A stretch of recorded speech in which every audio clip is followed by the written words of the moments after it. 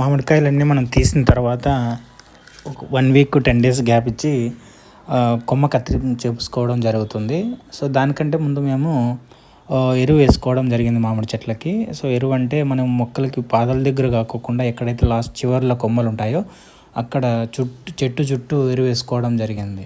So అలా వేసుకున్న తర్వాత కొమ్మలు కత్తిరించడం జరిగింది. సో ఈ కొమ్మలు కత్తిరించుకునేటప్పుడు మనము కొంచెము ఎక్స్పర్ట్స్ని తెచ్చుకోవడం మంచిది. ఎందుకంటే ఈ ఎలా కత్తిరించాలో తెలియనప్పుడు వాళ్ళు ఏదంటే ఇది కొమ్మ కటింగ్ చేసి చెట్లు షేప్ లేకపోవడం కానీ, లేదంటే దానికి ఎండ వచ్చేసి మనకి తూర్పు ఎండ అయినా పడమర ఎండ అయినా రెండు చెట్టు మధ్యలో పడే విధంగా కటింగ్ చేయించుకోవాలి. అప్పుడే మనకి మొక్కకి గాలి వెలుతురు బాగా తగిలి నెక్స్ట్ వచ్చే క్రాప్ అనేది ఎక్కువగా దిగుబడి తీసుకోవడానికి అవకాశం ఉంటుంది. అలాగే మేము కత్తిరించిన ఈ కొమ్మలన్నిటిని మేము బయట పడేయకోకుండా మల్చింగ్ కోసమని అలాగే చెట్టు కింద పెట్టుకోవడం జరిగింది. సో ఇదేమవుతుందంటే మనకి ఈ కొమ్మలన్నీ ఎండిపోయి కుళ్ళిపోయిన తర్వాత భూమిలోకి డీకంపోజ్ అవ్వడం వల్ల చెట్టుకి ఎరువుగా అందుతుంది.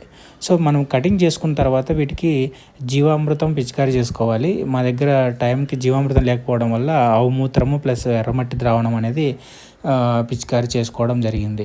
ఇలా చేయడం వల్ల మనం ఎక్కడైతే కొమ్మలు కటింగ్ చేసిన చోట మనం ఎక్కడైతే ఈ బంకలు గారడం కానీ ఏదైనా ఇన్ఫెక్షన్ కాకోకుండా ఇదైతే మనకి రక్షణగా ఉపయోగపడుతుంది.